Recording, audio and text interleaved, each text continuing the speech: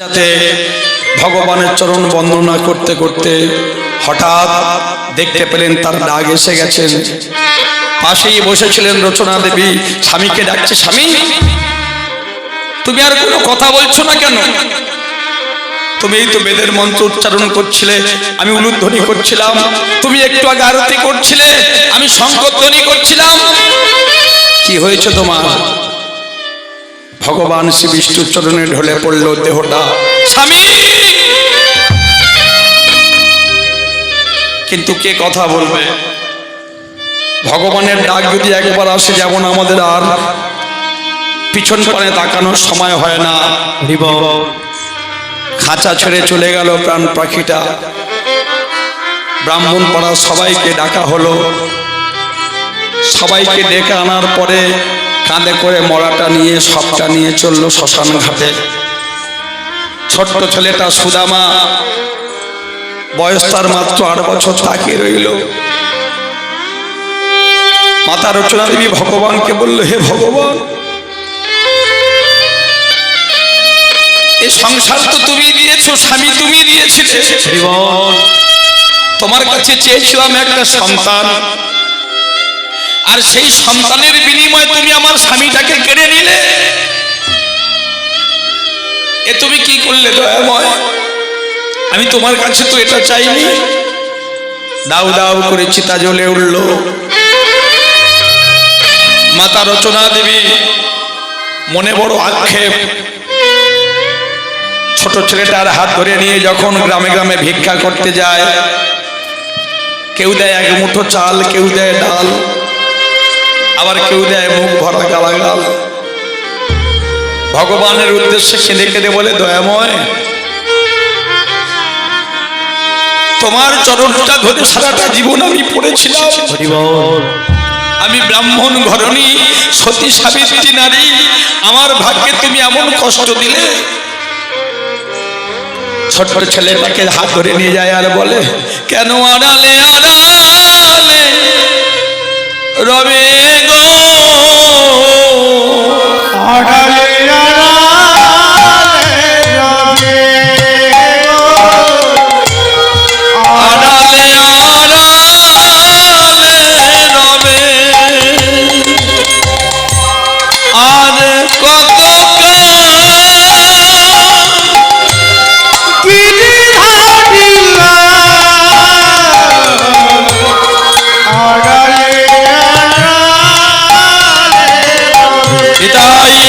হরি হরি বল।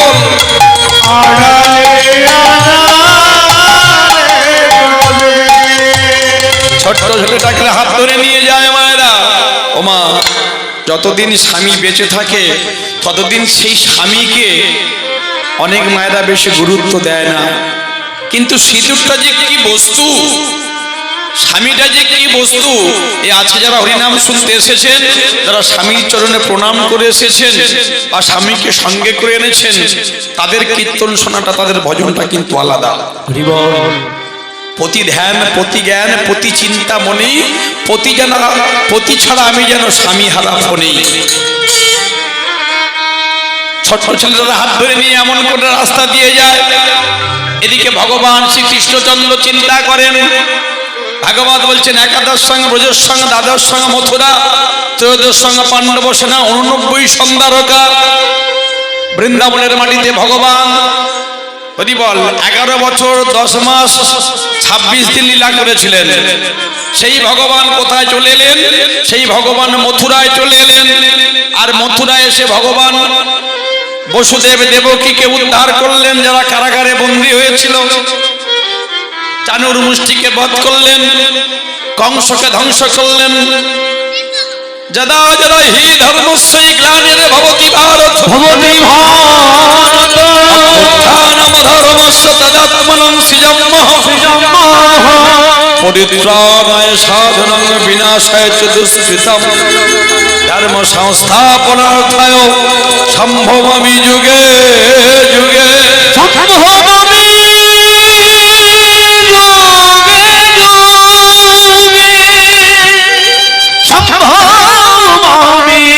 যুগে যুগে, সম্ভবামি যুগে যুগে। সেই জন্য মায়েরা ভালো লাগুক আর না লাগুক প্রত্যেক দিন খাবেন একটুখানি করে নিম পাতার তিতা, আর সময় পান আর নাই পান প্রত্যেক দিন পড়বেন এক অধ্যায় করে গীতা। হরিবল। যারা গীতা পড়তে পারবেন না, গীতার মধ্যে কতগুলো নাম আছে, গঙ্গা গীতা, সাবিত্রী, সীতাচক, সত্য, প্রতিব্রতা, ব্রহ্মবলী, ব্রহ্মবিদ্যা, ত্রিসন্ধ্যা, মুক্তিগ্রহিণী, ভবাগ্নি, ভ্রান্তি নাশিনী, অর্ধমাত্রা, তেদানন্দ, বেদত্রী, পরানন্দ, তথার্থ জ্ঞান মঞ্জুরি। এই কথাটা বলবেন। আরো যদি না পারেন 18 বার গীতা শব্দটা উচ্চারণ করবেন, গীতাটা দর্শন করবেন, আর দুটি বাহু তুলে বলবেন নিতাই গৌর কৃষ্ণ প্রেমানন্দ হরি হরি বল। তাহলে ভগবান কৃষ্ণের কৃপা পেয়ে যাবেন। ভগবান কৃষ্ণচন্দ্র যখন মথুরা এসে উগ্রসেনকে রাজা করলেন, আর রাজা করার পরে মথুরাবাসী সবাই বলতে শুরু করলো, কিছু কিছু মানুষ যে গোপ বালক ভগবান কৃষ্ণ, তার কথায় কি সবকিছু চলবে? তার নিজের কোনো শিক্ষা নেই, দীক্ষা নেই। তাই ভগবান চিন্তা করলেন, আপনি আচরি ধর্ম অন্যের শিখায়, নিচে না ধর্ম আচরিলে অন্যের শিখানো না যায়। তাই কানাই বলাই চললেন কোথায় মায়েরা? ওই শান্তিপুনি মুনির আশ্রমে। বিদর্ভ নগরের শেষ প্রান্তে ছিল শান্তিপুনি মুনির আশ্রম। হরি বল। ও এত বলি কানাই বলাই চলিতে লাগিলা, এত বলি কানাই বলাই চলিতে লাগিলা, এত বলি কানাই বলাই চলিতে লাগিলা, এত বলি কানাই বলাই চলিতে লাগিলা। ওই মারা এত বলি কানাই বলাই চলিতে লাগিলা। গুরুচরণে আসি প্রণাম করিলা, ওই গুরুচরণে আসি প্রণাম করিলা, ওই গুরুচরণে আসি প্রণাম করিলা। ওই গুরুচরণে আসি প্রণাম করিলা। তাহলে মায়েরা কানাই আর বলাই দুই ভাই এসে উপনীত হয়েছেন কোথায়? বলে গুরুদেবের জয় হো, গুরুদেবের জয় হো, বলে গুরুদেবের জয় হো, গুরুদেবের জয় হো, গুরু পেলে গোবিন্দ পাবো, গুরুদেবের জয় হো, গুরু পেলে গোবিন্দ পাবো। গুরুদেবের জয় হো। হরি হরি হরি বলে গুরুদেবের জয় হো, হরি হরি বলে গুরুদেবের জয় হো, হরি হরি হরি বলে গুরুদেবের জয় হো, হরি হরি হরি বলে গুরুদেবের জয় হো, গুরুদেবের জয় হো, গুরুদেবের জয় হো। উপনীত হয়েছেন কোথায় মায়েরা? ওই বিদর্ভ নগরের শেষ প্রান্তে শান্তিপুনি মুনির আশ্রমে এসে উপনীত হয়েছেন। আর যখন এসে উপনীত হয়েছেন মায়েরা, তখন শান্তিপুনি মুনি জানতে পারলেন যে এই দুজন আর কেউ নয়, কানাই আর বলাই। ও মায়েরা, সবাই আমার সঙ্গে একবার বলুন, রাধা রানী কি, শ্যাম সুন্দর কি, আপন আপন গুরু গোসাই কি। হরে কৃষ্ণ।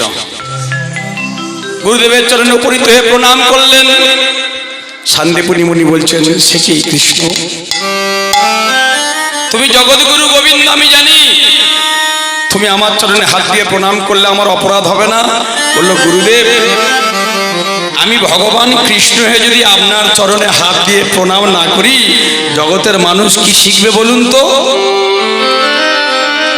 যে কৃষ্ণ গুরুদেবের বাড়িতে গিয়েছিল, সে তো কই প্রণাম করেনি। গুরুদেব মনে মনে প্রণাম করলেন, হে জগৎ গুরু গোবিন্দ, তুমি তো জগতের গুরু। ভগবান শ্রীকৃষ্ণ জগতের বাপ, তারে যে না ভজে তার হয় জন্মে জন্মে মহাতাপ। বলো তোমরা কি শিখবে? বলাইকে বললো, বলরাম বলো তুমি কি শিখবে? বললো, আমি শিখবো গদা যুদ্ধ।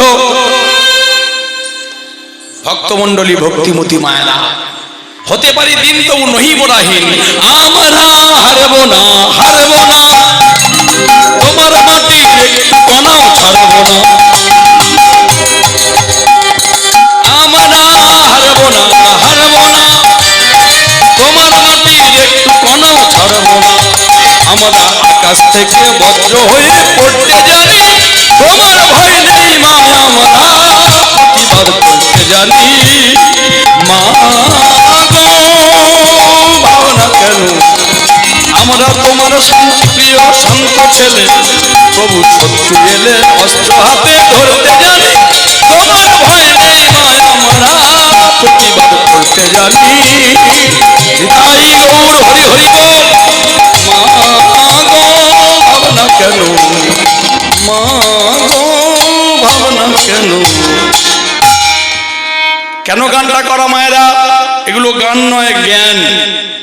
বর্তমান দিনে বড় কষ্ট হয়, যাদের ঘরে খাবার অভাব নেই তারা যদি অন্যের ঘরে গিয়ে চুরি করে বড় কষ্ট হয়। কারণটা কি? আমার ঘরে 33 কোটি দেবদেবী, লক্ষ্য করুন, 2 লক্ষ ধর্মগ্রন্থ, 3 লক্ষ ভেষজ, 4 বেদ, ঋক্সাম, যদু, অথর্ব, অষ্টাদশ পুরাণ, ব্রহ্মপুরাণ, বিষ্ণু পুরাণ, শিবপুরাণ, লিঙ্গ পুরাণ, ভাগবত পুরাণ, ব্রহ্মাণ্ড পুরাণ, 18খানা পুরাণ, 18খানা উপপুরাণ, 4 বেদ, ষড়দর্শন। তাহলে এত কিছু গ্রন্থ আছে, তার মধ্যে কি বলছেন? বলছেন ভারত আমাদের দধিবাণ্ড, গীতা চ মন্থন দণ্ড, রে বচং সরং সরং রাধা কৃষ্ণ চতুরাক্ষম। তারপরে যদি আমরা ধর্মান্তরিত অন্য ধর্মে যাই, অন্য ধর্মের দিকে আমরা এগিয়ে যাই, সেটা মূর্খমি কাজ হবে। সধর্মে নিরনাংশে পরধর্ম ভয়াবহ। তাহলে মায়েরা সবাই ধর্মকে সম্মান করবেন, এই সনাতনী শিক্ষা প্রত্যেকে ঘরের ছেলে মেয়েদেরকে দেবেন। যদি শিক্ষাটা দিতে পারেন তাহলে আমাদের ভবিষ্যতে আমরা সঠিকভাবে আমাদের যে জেনারেশন, আমরা আমাদের মাটিতে তাদেরকে প্রতিস্থাপন করে রাখতে পারবো। হরিবল। কি দেখা গেল? গুরু পরম্পরায় গুরুদেব বলল তথাস্তু, তাই তুমি গদা শিক্ষা নেবে। বলরাম গদা যুদ্ধ করতেন, আর ভগবান কৃষ্ণ বলল আমি 64 বিদ্যা গ্রহণ করব। এদিকে ভগবান চিন্তা করছেন আমার তো একজন বন্ধু আছে যে সুদামার কথা শুনবো। দাপর যুগের মাটিতে রচনা দেবীর গর্ভে ব্রহ্মণ্যদেবের পুত্র হয়ে এসেছেন, কিন্তু বাবা এই সুদামা 4 জন্ম থেকে ভক্ত। যারা আজকে এখানে এসে বসেছেন এই তিথি যোগে, আপনারা কেউ ছোটখাটো ব্যক্তি নন, সবাই ভক্ত। পূর্ব জন্ম যদি থাকে সংস্কার, তবে সে পায় মাত্র শুধু সাধুরও আচার। এখানে বসতে গেলে একটা ভক্তি লাগে, সেটা সঞ্চয় করা ছিল বলে আজকে এখানে আমরা আসতে পেরেছি। হরিবল মায়েরা। যদি তাও না সুযোগ হয়, একটা কাজ করবেন, বাড়িতে প্রত্যেক দিন একটা কাজ করবেন। সকালে ঘুম থেকে উঠে নিজের দেহটা ভালো করে দেখবেন, আয়নার সামনে দাঁড়িয়ে নিজের চরণটাকে, দেহটাকে বৃন্দাবন মনে করবেন, নিজের চরণটাকে ভগবান কৃষ্ণের চরণ মনে করে প্রণাম করবেন। আত্মজ্ঞান তত্ত্ব যা আছে বিশ্ব ব্রহ্মাণ্ডে তাই রয়েছে দেহ ভাণ্ডে। এই যে মানব দেহ কর নিরীক্ষণ, 24 তত্ত্ব হয় মানব দেহেরই গঠন। পঞ্চভূত ষড়রিপু একত্র করিয়া, তার মধ্যে 10 ইন্দ্রিয় লইবে ধরিয়া। মহাভূত সহ অহংকারে আর দাও মন, এই তো 24 তত্ত্বে মানব দেহেরই গঠন। সহস্রার পদ্ম হয় সহস্রের দল, মধ্যে একটা রামেশ্বর গোলকমণ্ডল। নাসামূলে দ্বিদল পদ্ম হৃদি খণ্ডে রাখি, কণ্ঠ জুড়ে সদল পদ্ম মাঝে বিছে রাখি। হৃদপদ্ম বিরাজিত দ্বাদশ যে দলে, কুলকুণ্ডলী শক্তি দেখো 10 নাভি মূলে। নাভির নিম্ন ভাগে আগে সরোবর, মাগো অষ্টদল পদ্ম আছে তাহারও ভিতর। তার মধ্যে আছে নারী 3.5 কোটি, 72,000 নারী তাতে বাঁধা আছে 8টি। এই 72,000 নারীর মধ্যে 700 নারী প্রধান হয়। এই 700 নারীর মধ্যে 124 নারী তাতে শ্রেষ্ঠ হয়। এই 124 নারীর মধ্যে 32 নারী দেখো বিশ্বভুবন ভরি মাজিয়া হইল উল্লেখ। এই বিশ্বভুবন ভরির মাঝে দেখো নারী আছে 3, ইরা, পিঙ্গলা আর সুষমনা প্রবীণ। বাম দিকের আর ডাইনে পিঙ্গলা, মধ্যিখানে সুষমনা নারী চক্রাকারে রইলা। সহস্রার থেকে যে রস ঝরে পড়ে, কুহু নারীর মধ্য দিয়া যায় যে শরীরে, ওইখানে হইতে রস আবার ঊর্ধ্বমুখী হয়, সেটা গিয়ে কুলকুণ্ডলিনীর শিরে পড়ে ভাই। যদি কেউ আলজি হবাটা ব্যাঙের মতো উল্টো করিতে পারে, গুরু কৃপায় সেই রস 1 বিন্দু যদি কেউ পান করিতে পারে, তার এই দেহখানা বৃন্দাবন হয়ে গেল। প্রেমানন্দে সবাই মিলে একবার হরি বল, হরি বল। তাহলে ভক্তমণ্ডলী দল আসছে কি? জয় রাধে গোবিন্দ। মায়েরা এইবার কি দেখা গেল? ভগবান গোবিন্দ আমার আকর্ষণ করলেন কাকে? ওই সুদামা। সুদামা কে ছিল না? সুদামা ভগবান নারায়ণের একটা অংশ। সত্য যুগে সুদামা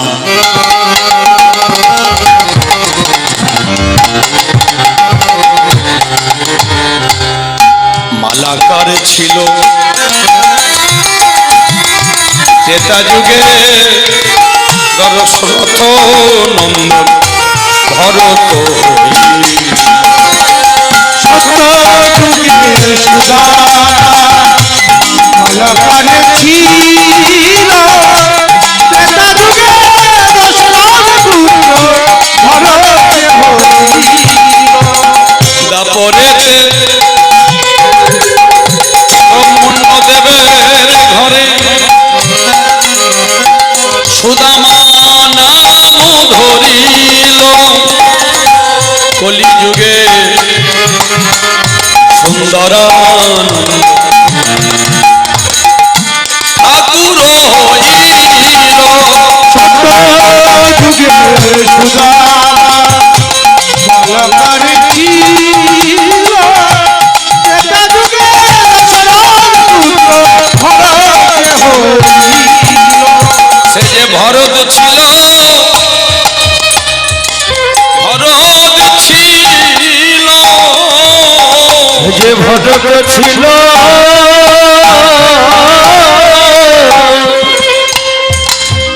সে যে ভরত ছিল, সে যে ভরত ছিল। মায়েরা ভগবান গোবিন্দ তার চরণামৃত চরণ ধোয়া জল পান করলেন, যিনি সারা বিশ্ব ব্রহ্মাণ্ডের মালিক। তাহলে কি এমন কর্ম রেখে করেছিল? ত্রেতা যুগে এই সুদামা ভরত ছিল, সত্য যুগে মালাকার মালিক ছেলে ছিল। সে যে ভরত ছিল, সে যে ভরত ছিল, সে যে ভরত ছিল, ভরত ছিল। ওগো 14 বৎসর কুশাসনে বসেছিল।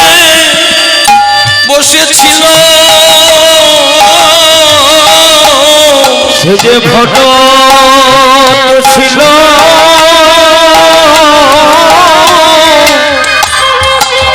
ভরত ছিল।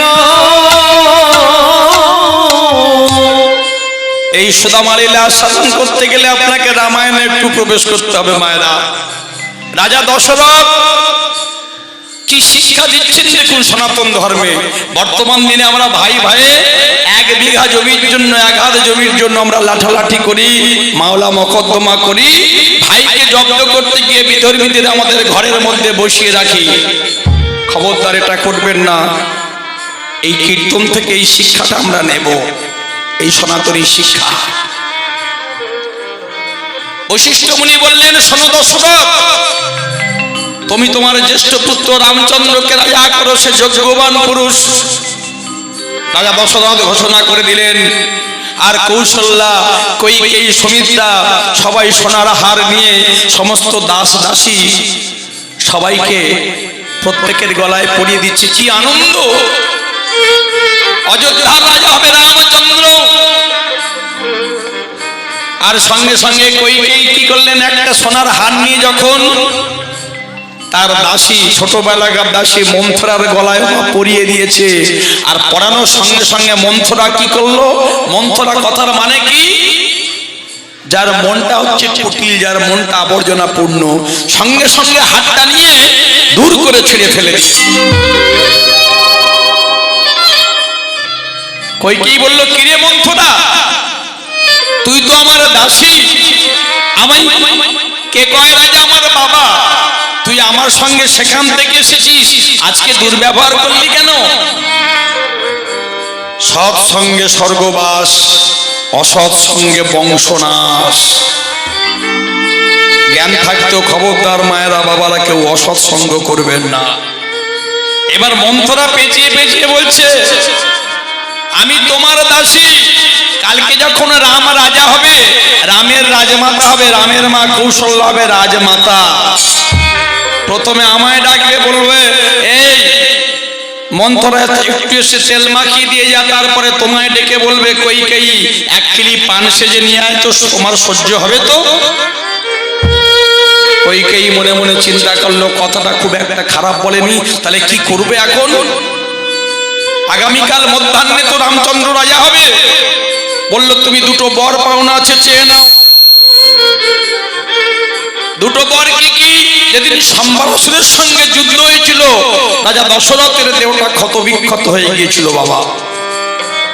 কইকেয়ী এত ভালোবাসত স্বামীকে, নিজে না ঘুমিয়ে 3 মাস ধরে স্বামীকে সেবা করেছে, লতা পাতার প্রলেপ লাগিয়ে সুস্থ করে তুলেছে। আর একবার একটা ফোঁড়া হয়েছিল, সেই ফোঁড়াটা কবিরাজ মশাই বলেছে গরম লালা না দিলে ফোঁড়া ফাটবে না, এমন বিষাক্ত ফোঁড়া মহারাজের মৃত্যু হতে পারে। নিজের জীবনের মায়া ত্যাগ করে কইকেয়ী সেই ফোঁড়াটা নিজে চুষে চুষে ভালো করেছে।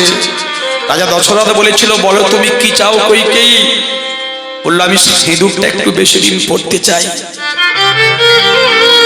কিছু তো চাইতে পারো রানী, আমি তোমার কাছে ঋণী হয়ে গেলাম। বললো স্বামী তোমার কাছে চাওয়ার মতো আমার কিছু নেই, যদি কোনোদিন প্রয়োজন হয় আমি তোমার থেকে চেয়ে নেব। মন্থরা বলছে আজকে তুমি এক কাজ করো, এই ফুলমালা দিয়ে সাজানো সব মালাগুলো ছিঁড়ে ফেলো, আলো বন্ধ করে দাও, তুমি গোসা ঘরে গিয়ে ফুঁপিয়ে ফুঁপিয়ে কাঁদো। খবরটা চলে গেল রাজা দশরথের কাছে।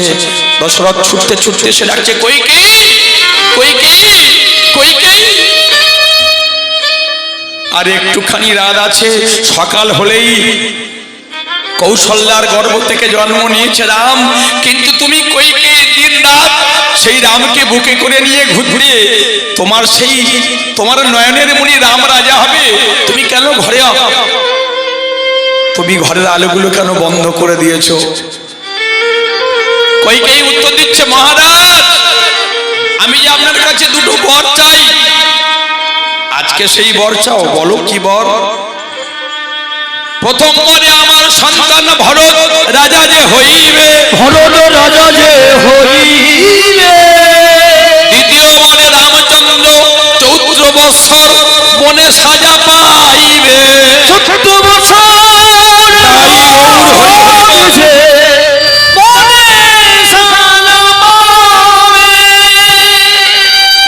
তোমার কথাটা শোনার সঙ্গে সঙ্গে যেন আকাশ থেকে বাজ এসে পড়লো দশরথের মাথায়। কইকেয়ী তুমি যা বলছো ভেবে বলেছো? রাজা দশরথ সকাল হয়ে গেছে, রামচন্দ্রের কাছে গিয়ে ডাকছে ওরে বাবা রাম, দরজাটা একটু খোলো। রামচন্দ্র বলছে বাবা তুমি কাঁদছো, কি হয়েছে? আমি তোর বিমাতার কাছে দুটো ঋণ করেছিলাম। কেমন ছেলে দেখুন রামচন্দ্র। বললো বাবা আমি শুনেছি পিতা মাতার ঋণ নাকি 3 জন্মে শোধ করা যায় না। তুমি আজকে সকালবেলা আমার কাছে এমন কাঁদা বদন নিয়ে কাঁদতে কাঁদতে এসেছো, বলো বাবা।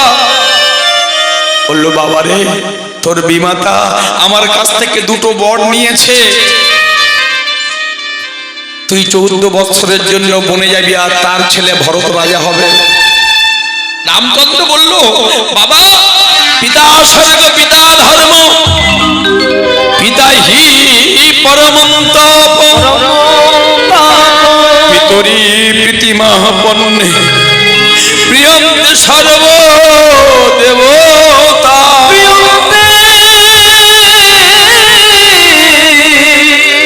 প্রিয়ন্তে সর্ব দেবতা। যতই যাও না মন্দির মসজিদ, যতই যাও না তীর্থস্থান, আর ঘরের পিতা মাতাকে না প্রণাম করলে কোনোদিন তুমি পাবে না ভগবান। নিতাই গৌর হরি হরি বল।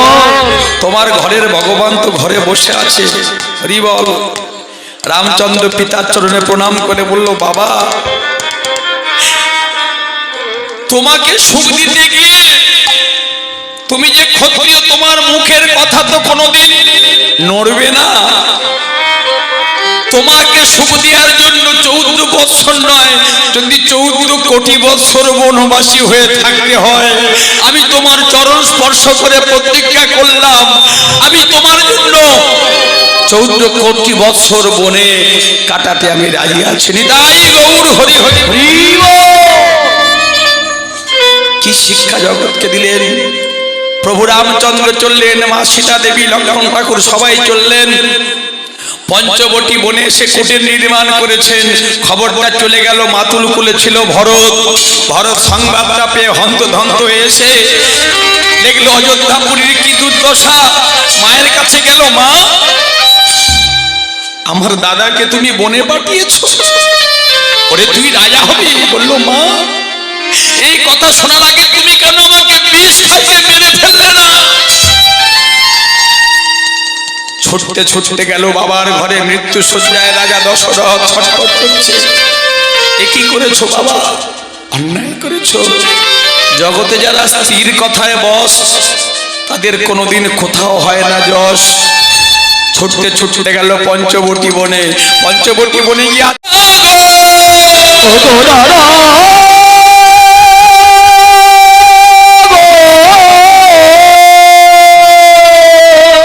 আছাড় খেয়ে লুটিয়ে পড়েছে প্রভু রামচন্দ্রের চরণে।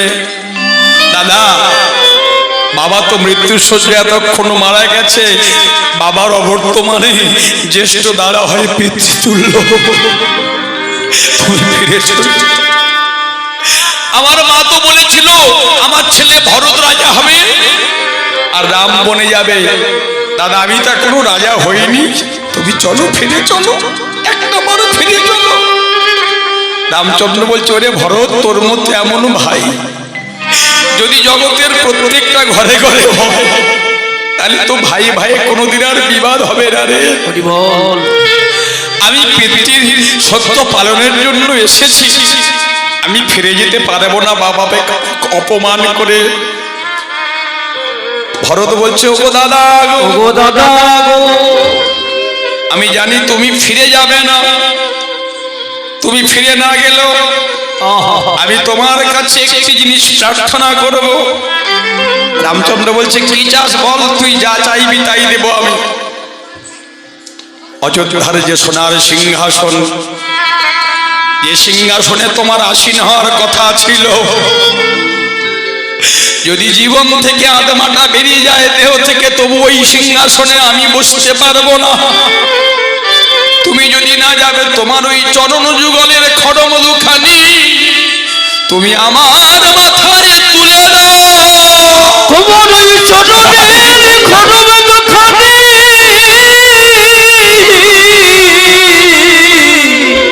আমার মাথায় তুলে দাও। ওই সোনার সিংহাসনে তোমার খড়মধুখানি বসে আমি রাজ্য শাসন করব। প্রতিদিন বদলে আমি রাম নাম জপ করব। আর আমার নয়নের জনাবে তুলসী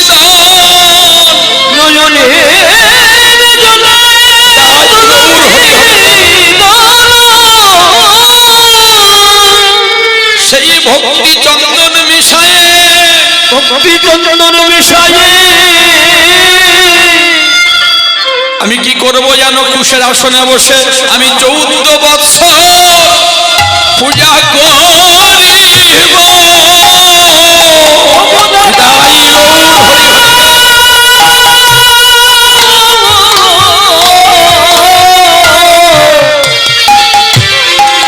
আমি 14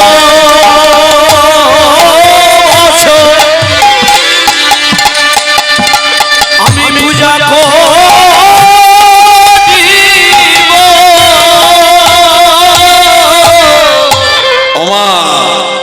ভগবান যখন ফিরে গেলেন বনবাস থেকে গিয়ে ভরতকে বলেছিল, কি তুই চাস বল। বলল, দাদা গো, আমি তোমার ভাই হয়ে জন্ম নিতে চাই না। কেন? ভাই হয়ে তুমি আমার কথা শুনবে না। যদি এবারে মরে গিয়ে মানুষ কুলে মনুষ্য কুলে জন্ম দাও, তবে বন্ধু করে জন্ম দিও।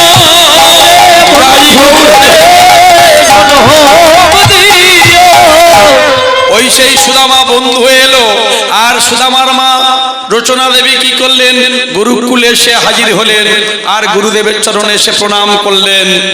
কৃষ্ণ বলরাম আর সুদামার সঙ্গে বন্ধুত্ব হয়ে গেল মায়েরা।